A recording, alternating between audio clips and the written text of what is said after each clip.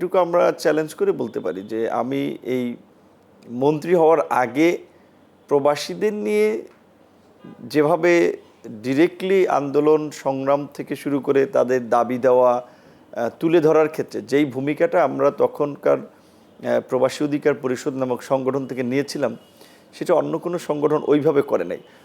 এখন যেহেতু বেশি দিন কাজ করি নাই বা পুরোপুরি এখনও জানা হয়নি, এখনও লার্নিং প্রসেসের মধ্যে আছি, যেইটুকু জেনেছি সেখান থেকে আমার যেটা মনে হচ্ছে যেই জায়গাটাতে কাজ করা দরকার, অনেক সমস্যা আছে। তো সবগুলো সমস্যা নিয়ে তো আসলে রাতারাতি পরিবর্তন করা সম্ভব বা কাজ করা সম্ভব হবে না। আমাদের কাছে প্রাথমিকভাবে যেটা মনে হয়েছে আমার পূর্বের অভিজ্ঞতা এবং বর্তমান মিনিস্ট্রির জায়গা থেকে, প্রথমে হচ্ছে আমাদের বেশ কিছু বড় বড় শ্রমবাজার বলতে পারেন কিংবা সম্ভাবনাময় শ্রমবাজার বন্ধ আছে। সেটা নানান কারণে, তার মধ্যে কিছু কারণ রাজনৈতিক কিংবা দেশের অভ্যন্তরীণ ইস্যু ছিল, আবার কিছু ক্ষেত্রে হচ্ছে আমাদের ওই সমস্ত দেশে যারা বর্তমানে আছে তাদের কিছু আচার আচরণ, যেমন বাহরাইনে একজন মুয়াজ্জিন ইমামকে মেরে ফেলেছে। ইউএই বা দুবাইয়ে, যেটা আমরা বলি সংযুক্ত আরব আমিরাতে, আপনার সেখানে আমাদের যারা যাচ্ছে বা বিভিন্ন দেশ থেকে অভিবাসী যারা যাচ্ছে তাদের নিয়ে ওরা আপনার যে গবেষণা করে সেখানে কোন কোন দেশ থেকে লোকেরা কী ধরনের অপরাধ করে এটার একটা প্রতিবেদন তারা তৈরি করে। সেখানে বাংলাদেশের সম্পর্কে ওদের খুব নেগেটিভ ধারণা, যেই কারণে কিন্তু বাংলাদেশের জন্য শ্রমবাজার বন্ধ। বাহরাইনে একই কারণে বন্ধ হয়েছে, মালয়েশিয়া সহ আরও কিছু জায়গায় বন্ধ আছে। এখন এইগুলোকে ওপেন করাটা আমাদের একটা অগ্রাধিকার বা এটা নিয়ে কাজ করাটা খুব জরুরি, কারণ আমাদের বাংলাদেশের মতো একটা ওভার পপুলেটেড কান্ট্রি, আমরা যদি বিদেশের শ্রমবাজারকে ধরতে না পারি বা যেটা একসময় ছিল আমাদের সেটাকে যদি কন্টিনিউ করতে না পারি, তাহলে আমরা আর্থিকভাবে বিভিন্নভাবেই ক্ষতিগ্রস্ত হব। তো এটা ওপেন করাটা আমাদের জন্য ফার্স্ট মনে করেন প্রায়োরিটির মধ্যে আছে।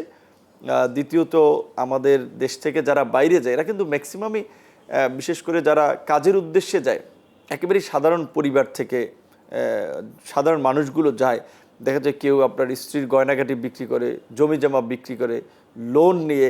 তো সেক্ষেত্রে তারা যে সমস্ত এজেন্সিগুলোর মধ্যে যায়, যে সমস্ত এজেন্সির মাধ্যমে যায়, অনেক ক্ষেত্রে তাদের দ্বারা প্রতারিত হয়। বলে একটা কাজ করার জন্য নিয়ে দেয় আর এক কাজ, আবার অনেক ক্ষেত্রে আপনার কোনো কাজও দিতে পারে না। এই প্রতারণাটা আপনার ঠেকানোটা আমাদের একটা কাজের অগ্রাধিকারের মধ্যে আছে।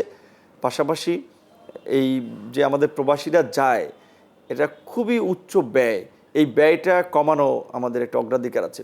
ব্যয় কমানোর ক্ষেত্রে আমরা যেটা মনে করি যে এখানে আমরা যদি মন্ত্রণালয় থেকে একটা খরচ বেঁধে দেই, সেটা একটা বিষয় হতে পারে। দ্বিতীয়ত হচ্ছে আপনার আবার যারা এজেন্ট বা রিক্রুটিং লাইসেন্সগুলো যারা কাজ করে তাদের যেই অভিযোগগুলো বা তাদের যেটা পর্যবেক্ষণ, থার্ড পার্টি ফোর্থ পার্টি এরকম ভায়া হয়ে আসতে গিয়ে আপনার একজন প্রবাসীর অনেক ক্ষেত্রে প্রতারিত হতে হয় এবং কষ্ট বেশি পড়ে।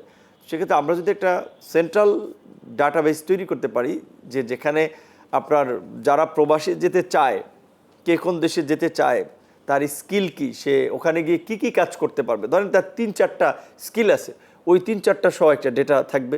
সেক্ষেত্রে যখন বিভিন্ন আমাদের দেশের এজেন্সিগুলো কিংবা বাইরের প্রতিষ্ঠান যখন যে ধরনের লোক চাবে, ওই ডেটাবেসের সাথে ম্যাচ করে আমরা লোক পাঠাতে পারবো, তাদেরকে অফার করতে পারবো, এবং সেই ক্ষেত্রে তাদের হয়রানি, প্রতারণা, কষ্ট অনেক কমবে। এই অভিবাসন ব্যয় এটাও কমিয়ে আনা আমাদের জন্য একটা অগ্রাধিকার।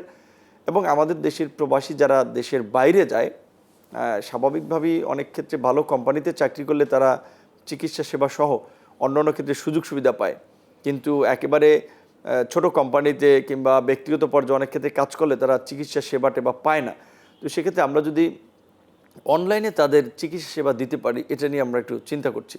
এবং আমাদের সত্যিকার অর্থেই আমাদের দেশের মধ্যে, এটা শুধু বিদেশে না, দেশের মধ্যেও যারা আমরা সার্ভিস দিয়ে থাকি, আমি মন্ত্রী প্রতিমন্ত্রী যাই হই, আমিও তো জনগণের একজন সেবক।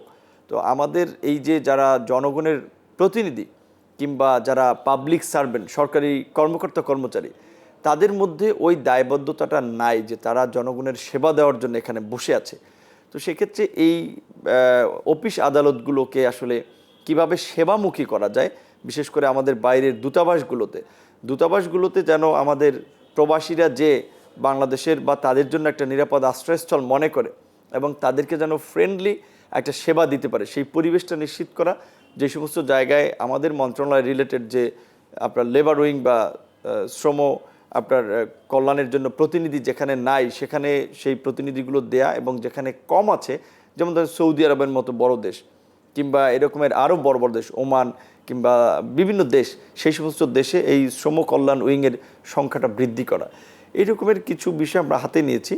এবং আরেকটি বিষয় হচ্ছে যে আমাদের দেশ থেকে যারা যায়, ধরেন অনেকে 2 বছর 3 বছরের জন্য যায়, 6 মাস 1 বছর কাজ করে ওখানে বেকার হয়ে যায়, তো তাদেরও একটা ডেটা তৈরি করা, এবং বিশেষ করে আমাদের ওইখানকার যে লেবার উইং আছে তারা ওইখানকার যে সমস্ত কোম্পানিগুলো লোক হায়ার করে তাদের সাথে একটা যোগাযোগ রাখবে। যখন আমাদের অ্যাম্বাসির কাছে ডেটা থাকবে যে আমাদের 50 জন এই সেক্টরের শ্রমিক বেকার আছে বা কাজবিহীন আছে, তাদের সাথে ট্র্যাক করে দেওয়া, এই ধরনের বেশ কিছু সমন্বিত কাজ নিয়ে আমরা আগাচ্ছি।